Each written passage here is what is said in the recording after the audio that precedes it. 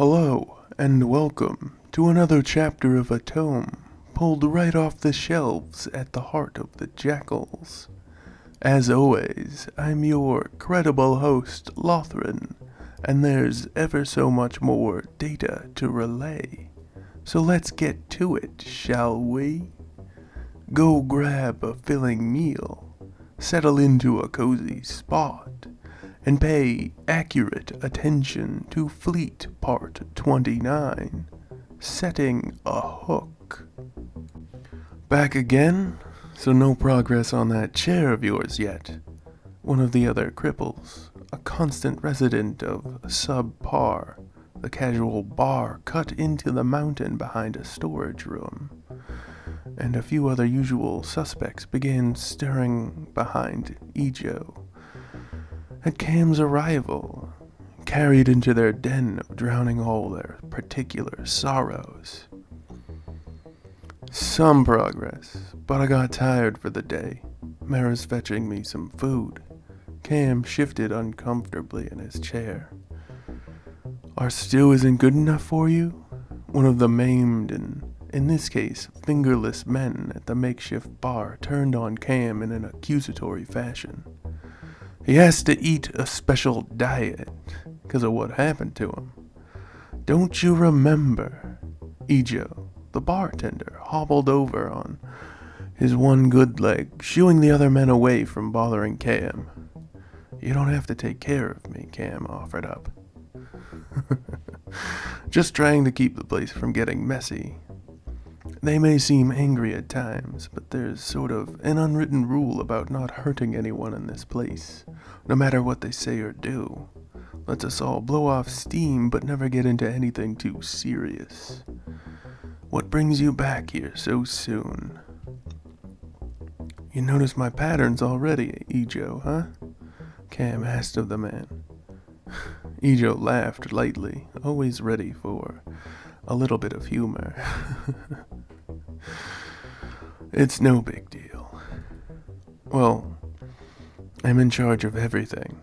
All the work, all the salvage, all the personnel reports, and I just needed a break. Catching up on all the good books, I see. Wish I had time for that. Ejo gestured to the makeshift ramshackle bar, built for its inhabitants mostly by Ejo himself. I know most of you don't want to transfer over to the pilot program I've set up, so you can stop popping in and mentioning it, if we'll all just change our minds. Not going to happen anytime soon, Ejo replied, sounding a fair bit more incensed by the topic at hand. Well, that's not what I'm here for, Cam began. As you may have heard, a massive plot of land opened up and warmed dramatically since I recovered from that poor decision I made. Cam was still hacking up bits of little creatures stuck in his lungs. A few rumors around these parts, Ejo commented, ignoring Cam's consistent cough. Yeah, well, Deramore HQ is up my ass about a training facility for soldiers, but everyone is already active with making the second-gen fix, the second wave of javelins, provisions, and basic upkeep, all of that. Other than you guys, there isn't anyone that could do what I want. Ejo halted his cleaning to lean against the metal bar top. What are you suggesting? Well, just listen to me, Ejo. Vildar gave me a guideline for activity in the Kasiri forest. It's most of the area in question. Would be perfect for survival training sites. Roughly 3,000 square kilometers of untamable wilderness. That was your specialty, wasn't it? Give me a few good men, I'll tame this beast. Cam laughed, wheezing a bit. You don't understand. This is the next trial. One Vildar's seen before. People have conquered it, but it has to be done in a specific way. Is another Zir thing? Ijo asks, more than a little wary with very good reason behind it. No, Cam began explaining. This is a Vrin thing. Let only those who've lost everything call this place home. That's emblazoned on all the passes and trails into and out of Kasiri. In ancient Vrin. Sounds like they had us in mind, Ito joked again. When can we move in? There's rules, Ijo. You can't stay in one camp for more than a month. You can't repeat the same camp once in 2 years. You can't build permanent structures. You can't gather more than 10 people in any one camp for more than 5 days at a time. Can you make it any more difficult? Ijo half joked, half gasped at the pile of rules he'd already listened to. Yes, I want to test out various progressions of the reflex armor in Kasiri. You want us all to die? Is that it? Ijo raised his voice, not caring who heard him.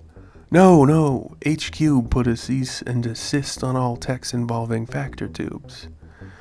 These will be reworked and redesigned from the ground up. You and whomever else volunteers. Ijo once more interrupted Cam. What makes you think I'm already on board? Cam expelled all the heated, exasperated air boiling up inside of him. Look, you want to be a soldier? Good. I'm in charge. This is the only chance you might ever get to be one again. You'll be testing survival gear and techniques constantly. You'll be training out there and progressing till we can tell HQ we're ready to train the hardest bastards that have ever been squeezed out of a cauldron of suffering into unstoppable fighting machines. Cam had to stop to take a breather, but he held up one hand to keep Ijo silent. Then he thrust an artificial leg onto the bar top, already custom fit for a specific individual in mind.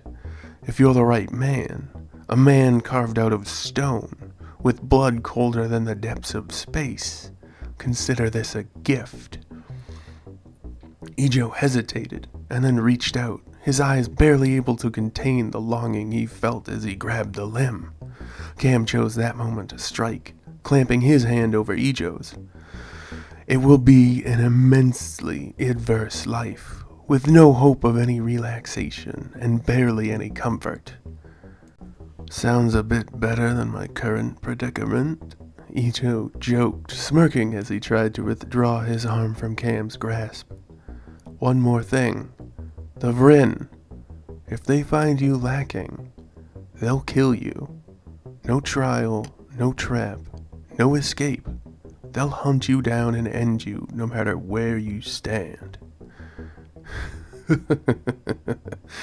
Ijo laughed, sounding more and more amused by the second. Just point me in the right direction, boss. This is the shit I've been waiting for my entire miserable, wasted life. Ijo's face stretched into a grin to rival that of the hero of greatest legend, Arlo. And so it is. Our time together has once more come to a close. I hope each and every one of you enjoyed the tale as much as I have the telling of it. As always, I've been your prepared host, Lothran, and this was Fleet Part 29, Setting a Hook, another tale right from the heart of the Jakuls.